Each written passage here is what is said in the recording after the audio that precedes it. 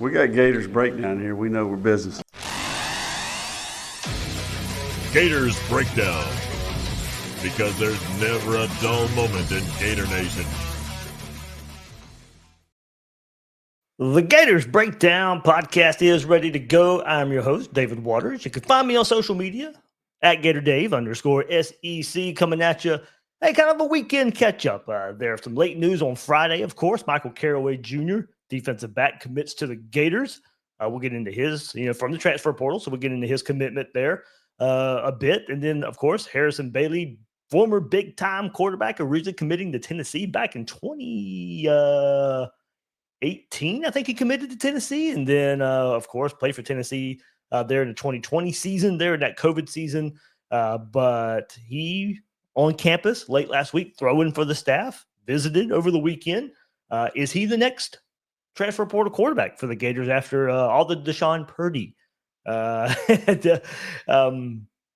drama? I guess that's probably still the best way to put it. Last week, and the Gators just a few days later find their transfer portal quarterback. So we'll get into that. And just a few highlights from the recruiting weekend that was here for the Gators class of 2026. A lot of those guys on campus. So maybe a little bit shorter episode. We'll see how it goes. Of course, I'll get into some comments too if we want to get there.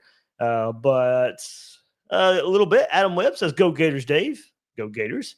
And I'll answer this quick question because I'll get it a lot. So I'll just let you know what I hear. Chase Campbell ask, "Is Asa Turner back, Dave?" I know. I've seen the images. I've been sent the images myself. I've been told by a couple of different sources, do not expect him back. I know there's some talk out there that he may be applying for his medical hardship from last year. But two different sources are telling me they do not expect him on the team next year. So we'll see where it goes. I wouldn't shut the door on it, especially if he is going out there and trying to get that waiver. We'll see. But I trust what those people were telling me, but of course, things do change. So, of course, all the coaching talk that's out there, OC, DC, are we getting either one of them? We'll see. We know how much that has been changing, of course, as well. So there we go. But I'm just telling you what I'm sharing what I'm being told, and that's not for Asa Turner to be back. So we'll see. Still working out with the team. I know I've seen the images as well. So we'll see where it goes. Hey, if you can't tell, I'll go back to the old microphone. You guys let me know. Look, the headset microphone is a little easier to deal with. But if this sounds better, I'm going to stick with it. If you can tell the difference, let me know. If you can't tell the difference, let me know. And then I'll just go with the easier way. But of course, going back to this, we'll see. I listened to an old show not long ago for something else, and I was like, hey, that sounded good. Let me go back to that. So we'll see. I can't tell a big difference, but you guys let me know. So everybody hit that like button before we get into the meat of this episode. Like right here on YouTube, subscribe right here on YouTube or your favorite podcast platform. Really, really helps us out right here on Gators Breakdown. So let's get into it. Michael Caraway Jr. commits to the Gators, of course, from Southern Miss, 6'2", 195 pounds. Caraway has 1 year of eligibility remaining after playing 3 seasons at Southern Miss and then Pearl River Community College and Southwest Community College before that. So, of course, a native of Mississippi, Caraway finished the 2024 season with 37 tackles, 24 being solo, 1 pass breakup, 1 fumble recovery. He's played about 1,000 snaps in his 3 seasons at Southern Miss. He's posted 70 total tackles in that time, 48 solo, 7 pass breakups. And look, this is a player Florida sees being able to play both corner and nickel, a spot where Florida, of course, is fighting through some injuries in the defensive backfield. So, injuries going into the postseason and heading into spring. So a ton of snaps to his name.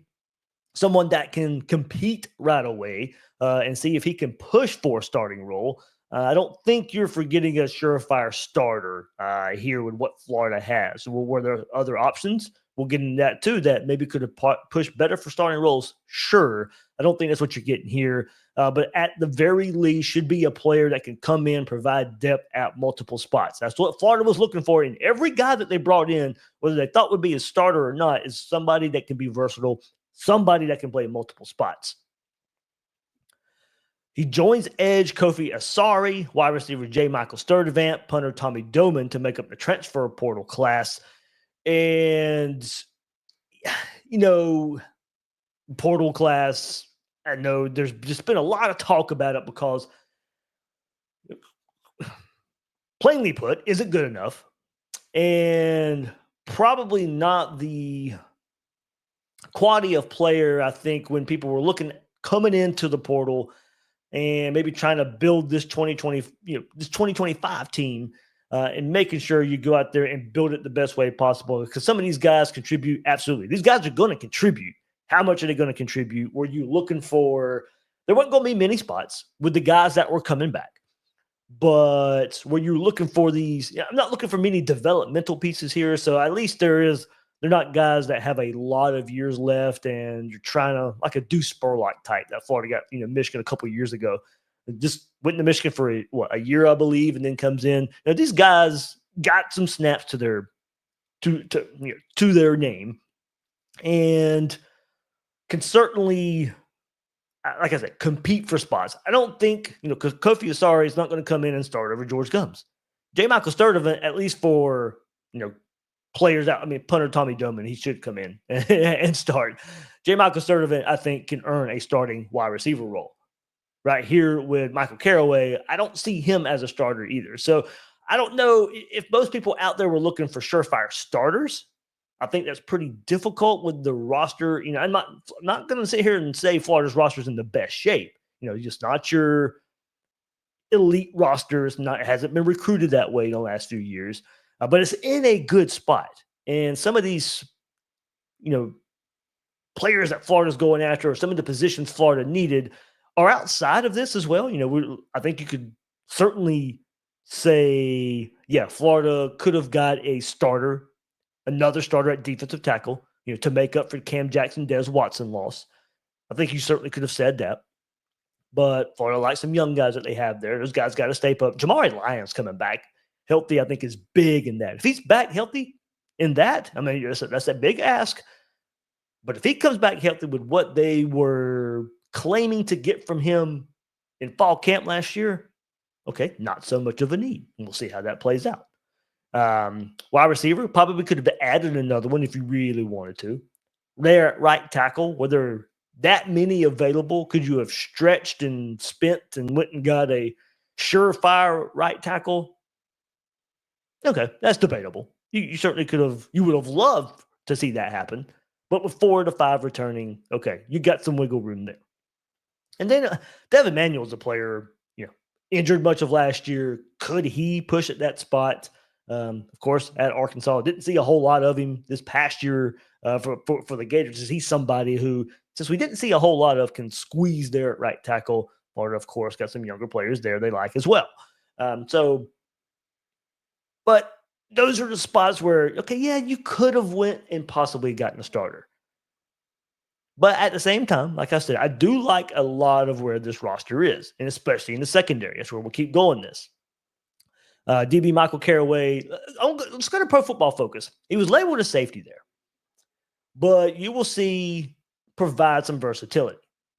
He played 417 snaps this past season.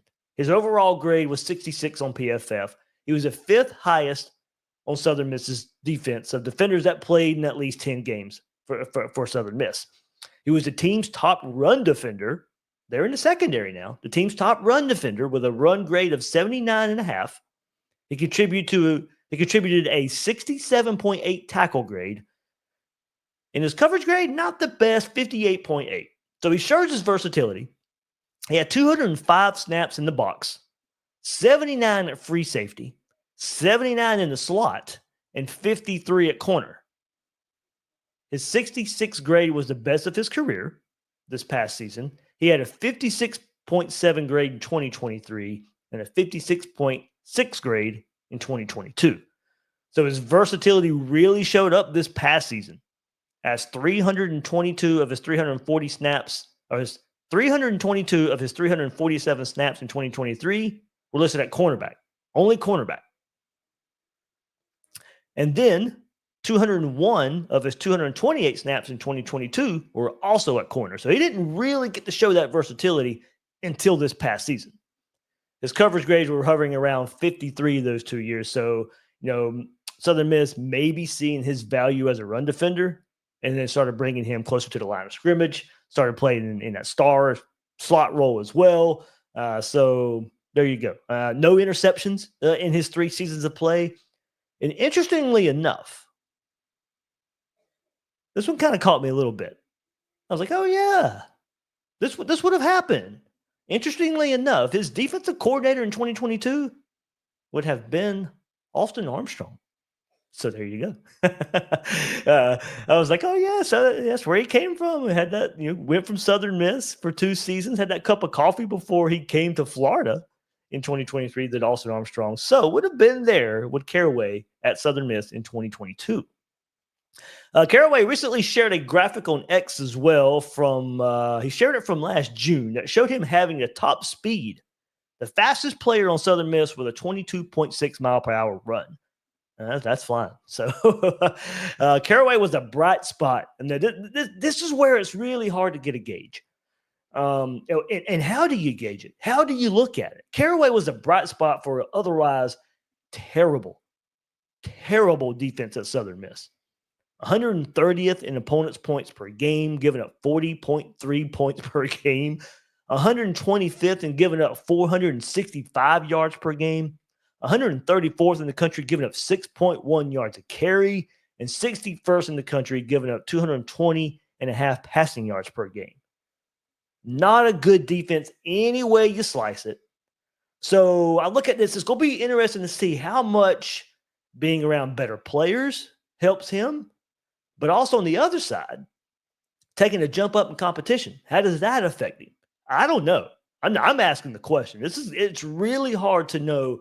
Now, of course, the staff has their verified speed, height, and weight that they follow for every player in every position. So he fits in that some way, like a lot of other guys. Of course, it doesn't mean you're going to work out. We've seen transfers away, guys not work out, not just because they fit in that, all those categories. But given playing for such a bad defense, was he just in a bad spot? Did he have to do a lot? As I said, he graded out about the 5th best player of a terrible defense. How does that translate? So it was a must get.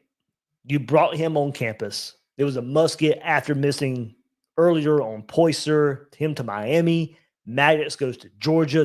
Both those guys earlier this portal cycle, you were looking kind of good for at one point. Didn't have, Maddox was committed to Florida, ends up going to Georgia. So Poyser, we were learning that, hey, Florida wants him to play nickel. So you could tell right away that they were looking for these versatile pieces. And then last week, the 2 NC State transfers, Bishop Fitzgerald, Brandon Sisse, they committed elsewhere.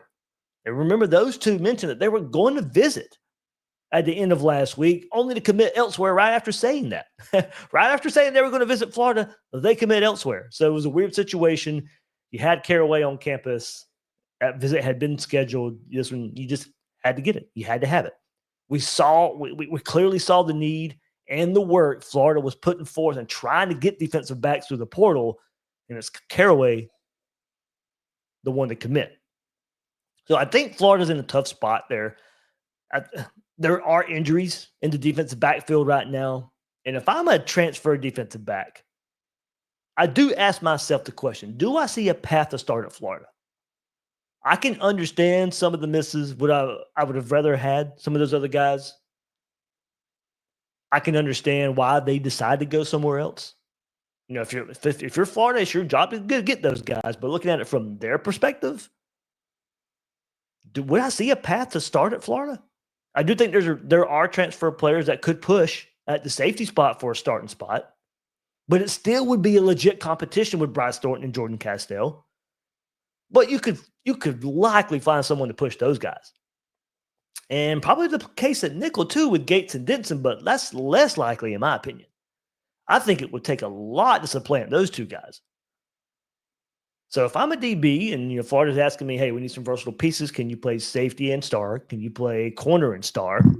Either way, you look at it, I'm not sure there's a path for a clear starting role. Maybe in a corner as well. Devin Moore, if he stays healthy, he's going to have a starting role. Dijon Johnson, the way he played, he's going to have a starting role. So you would have to bring in somebody, top of transfer portal rankings, guys who have proven it, guys who went and played a lot of ball somewhere at a high level and would decide to transfer to Florida and put themselves in that competition. I do think that's a lot to ask. Now, granted, as I said, that's the staff's job. It's the staff's job to go out there and try and get the best players. But from a player perspective, I can see asking the question, could I go to Florida and start at one of the spots in the defensive backfield with what they have there? I think it would be pretty difficult.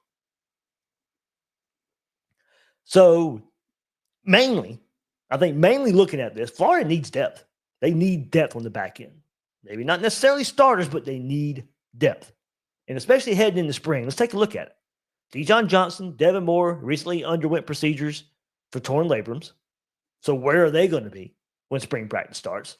We'll have to wait and see how available they are for spring. Jameer Grimsley just had ACL revision surgery. There's a timetable there. He probably won't be available for spring.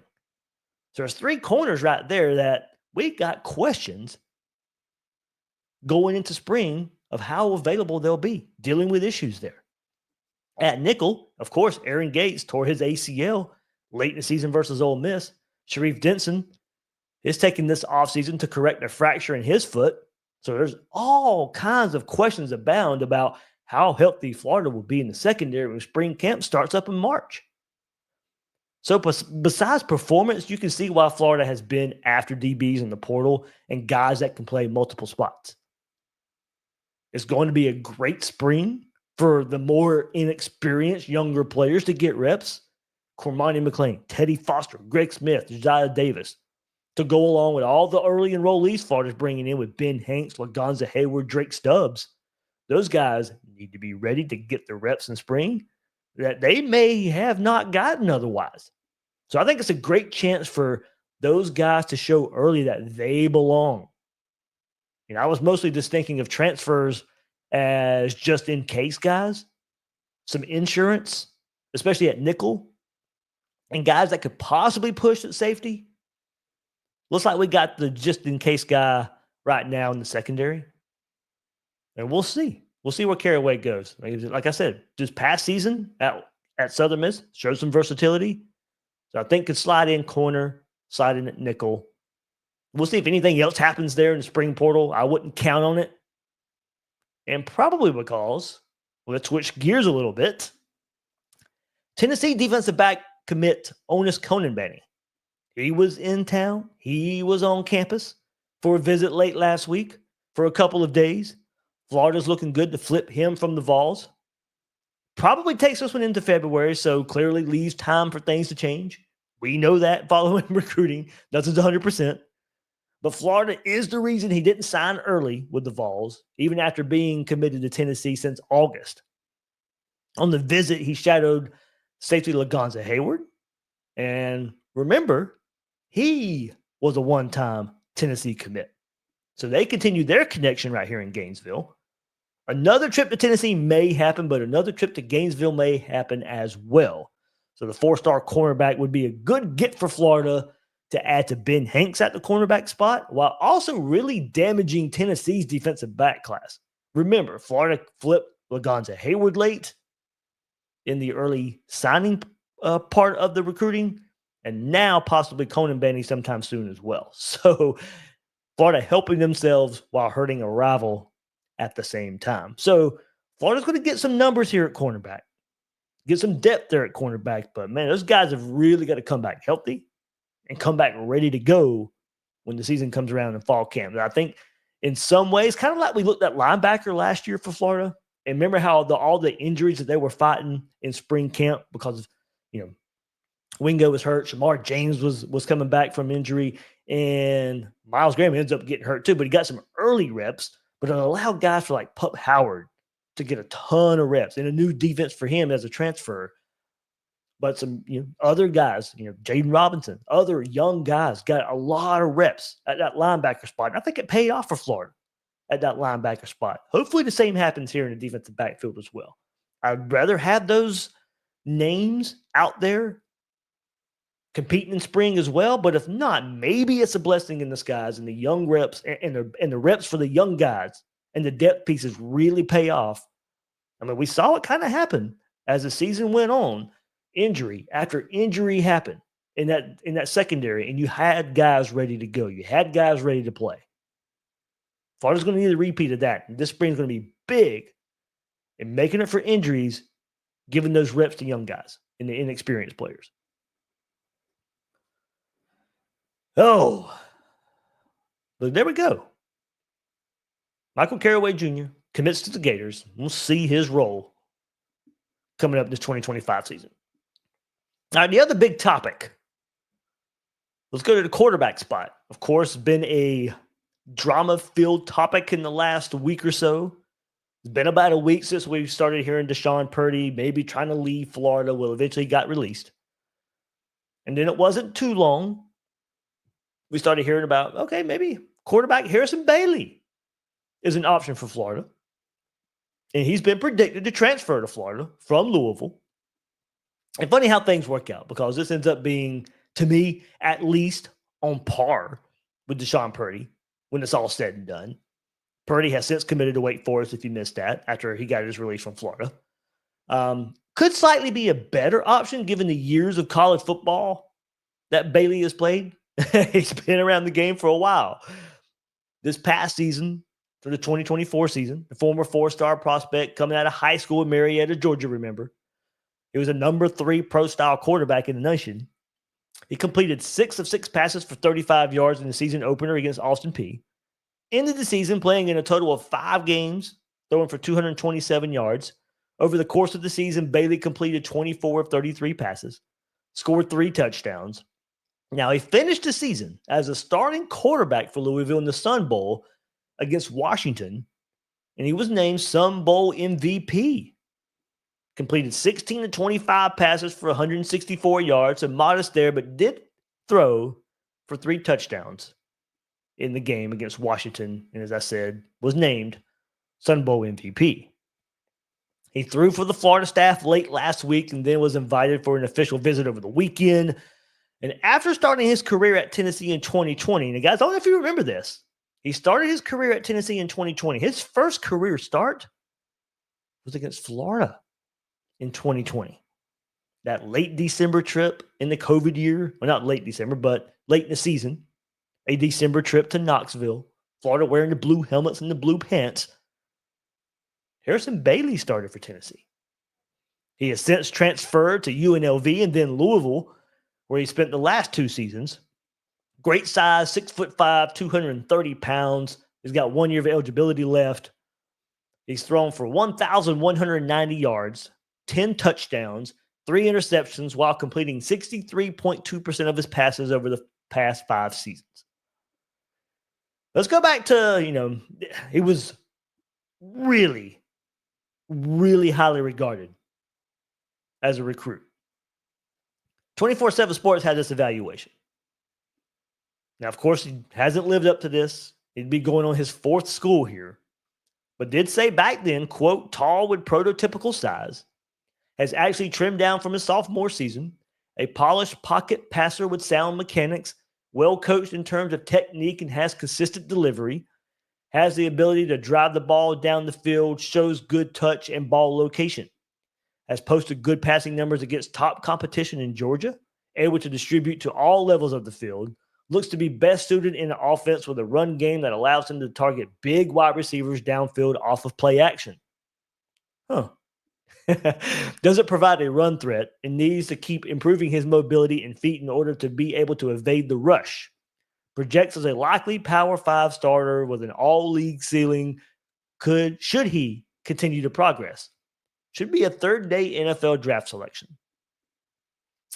Well, okay, kind of missed the mark on that. So, not trying to take shots at the guys here, of course, but, if we're going to look at recruiting and what it can be and what it can't be, and maybe what happens in the process, That's what you're looking at here with Harrison Bailey. Didn't really live up to any of that.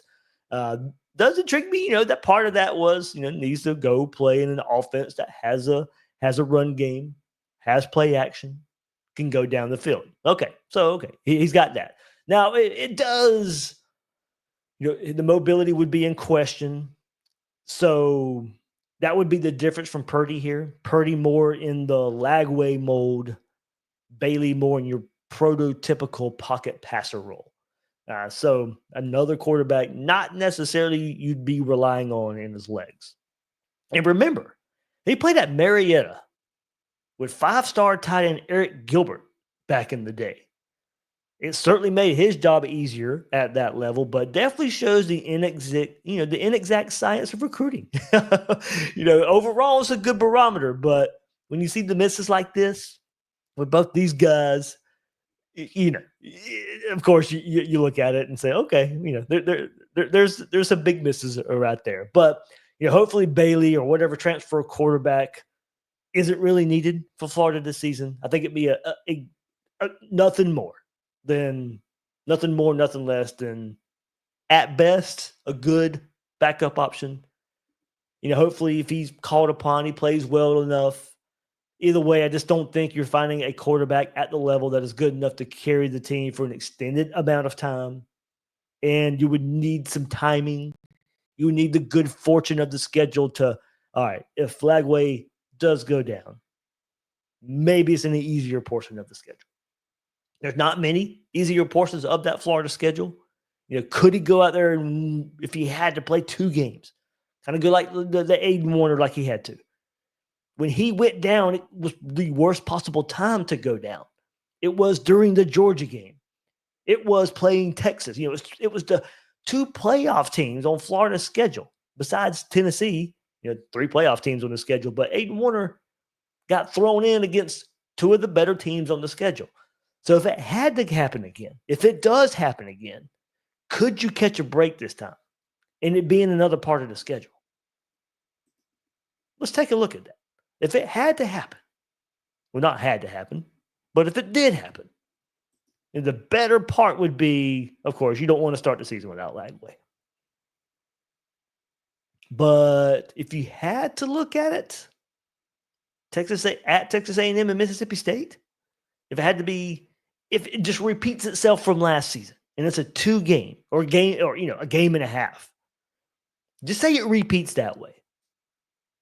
Texas A&M and Mississippi State's probably your best 2-game stretch.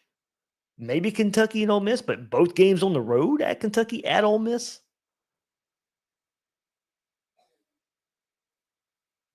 Look, of course, I don't want it to happen. That's not what we're trying. That's not the conversation I'm having here. But let's be realistic. Injuries happen.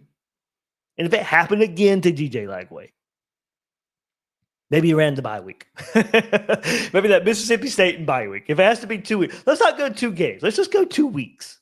Let's go October 18th in Mississippi State and October 25th in the bye week. And hopefully, if Bailey's the guy, or whoever the transfer portal quarterback is, Billy Napier has been said they're going to go get a transfer portal quarterback.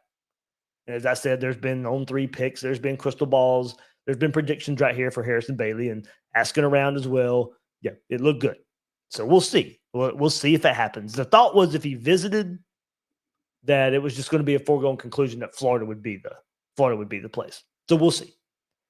Depth chart, of course, Aiden Warner, Clay Millen, true freshman Tramel Jones. And getting Bailey, or I don't know what other quarterbacks are out there right now that you could get in before spring, but it'd be beneficial to get who you can probably would consider the backup quarterback in for spring. Instead of waiting for that spring portal window to get your quarterback, go ahead and get your backup. Go ahead and get them reps in the spring. So we'll see if Bailey gets the green light. We'll see if it's announced. I thought it would be announced if it was going to happen on Sunday. We'll see. Maybe Monday. A lot of things happening on campus this week. So we'll see where it goes. We'll see where it goes. But certainly one to look out for. All right, let's keep it going. Let's get to some Class of 26 before we wrap up right here on Gators Breakdown. It was a big weekend for the Class of 2026.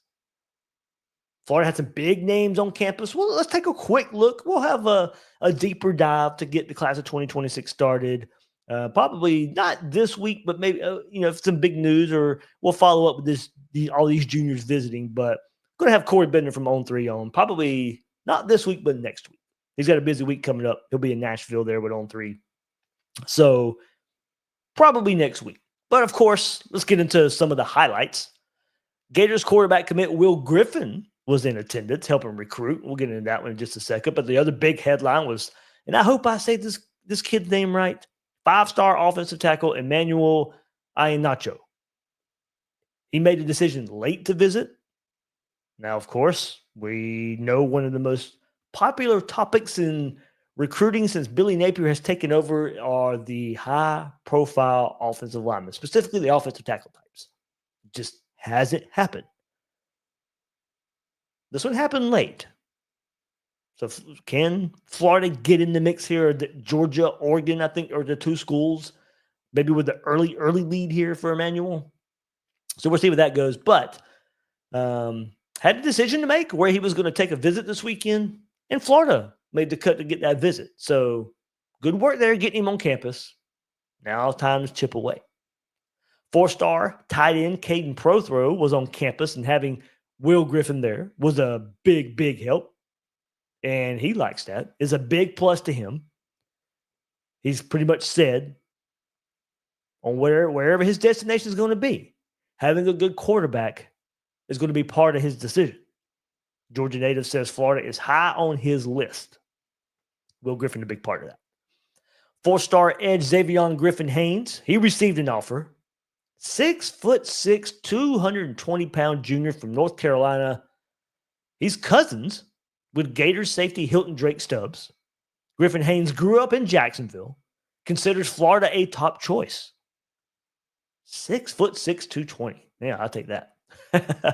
4-star defensive line from Fort Myers, Kendall Guerville, put Florida in his top group along with Georgia, Miami, Michigan, and USC. And then one of the top wide receivers in the country, a name I have just followed very, very closely because he's from here in Jacksonville, Naeem Burrows from the Bowl School. He was on campus as well Friday. He's been on campus a lot. I think Florida's trending really well here, in good shape. Need to close this one. Just keep being consistent. Burrows comes out and says he looks to commit in July. Florida doing a great job. After doing a great job last class at safety, let's go to that position. Florida looks to continue that. 4-star safety Clifton Hester from Cocoa. He's a name to look out for because he has named Florida his leader. He's looking for another visit. Will Harris doing a good job here. Florida maybe continuing to line up big name after big name at the safety spot. Last class, Hilton Drake Stubbs and Lagonza Hayward. This time, maybe Clifton Hester. 4-star from Cocoa. All right, 2026, we'll keep it going there at the linebacker spot. And hey, talking about another position, Florida has recruited really well lately. The linebacker spot.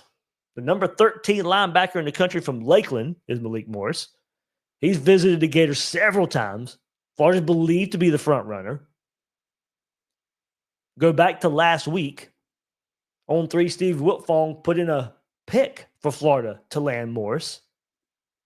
He's visiting Texas A&M as well. But the number 13 linebacker in the country, Florida's got a prediction for out of Lakeland. So, okay. Let's continue that too. But let's continue that. That position group. And we've seen that pay off. And we look to see it pay off this year. So I think if you can keep pointing to, hey, we've turned around recruiting there.